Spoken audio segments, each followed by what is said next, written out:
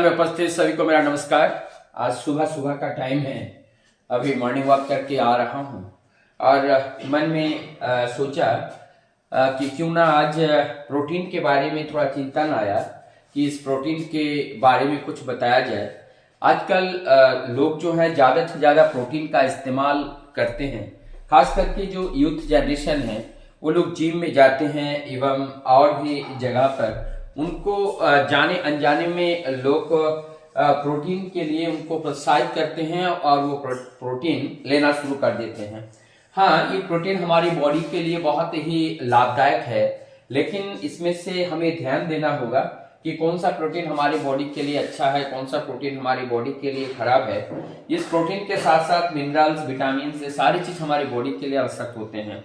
लेकिन अधिकतर जो लोग डिफर करते हैं कि जो नॉन बेस प्रोटीन है, बेस प्रोटीन है, तो इसमें जो नॉन बेस प्रोटीन्स हैं इसी को लेने से हमारी बॉडी के वाइटल ऑर्गन्स को बहुत ज्यादा वर्क करना पड़ता है। लेकिन जो बेस प्रोटीन है, ये बेस प्रोटीन के लिए हमारी बॉडी को इन बॉडी का जो वाइटल ऑर्गन्स हैं उनको ऊपर लोड कम पड़ती है।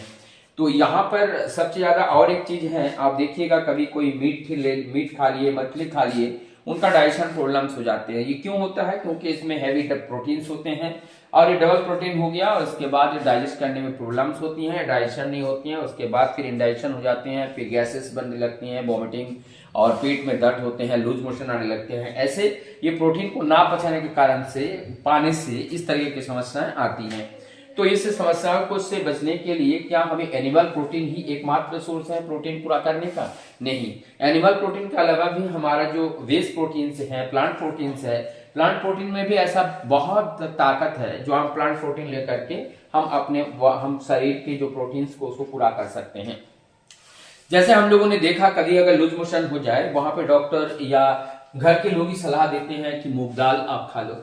तो क्या दाल क्या है? दाल में प्रोटीन्स है, लेकिन उस प्रोटीन होने के बावजूद भी मूंग दाल को बताया जाता है क्योंकि ये ग्रीन प्रोटीन्स है और ये ग्रीन प्रोटीन्स मूंग दाल इजिली डाइजेस्ट होते हैं और ये प्रोटीन्स हम इजिली डाइजेस्ट कर सकते हैं। ऐसे बहुत सारी चीजें हैं जो हम प्रोटीन्स को ले लेते हैं। एक मार्केट में है क्रिएटिनिन प्रोटीन। ये क्रिएटिनिन जो प्रोटीन से है, जिसको लिया जाता है, जिससे मसल्स ग्रोथ करते हैं, लोग बहुत ज्यादा लेते हैं। बाद में कभी कभी किसी बहुत सारे केसेस में देखा गया और ये प्रोटीन लेते लेते उनका गुर्दे में प्रॉब्लम्स आ गया, वो जो क्रिएटिनिन, उसमें क्रिएटिनिन बढ़ गई और ये प्रॉब्लम्स हो गई।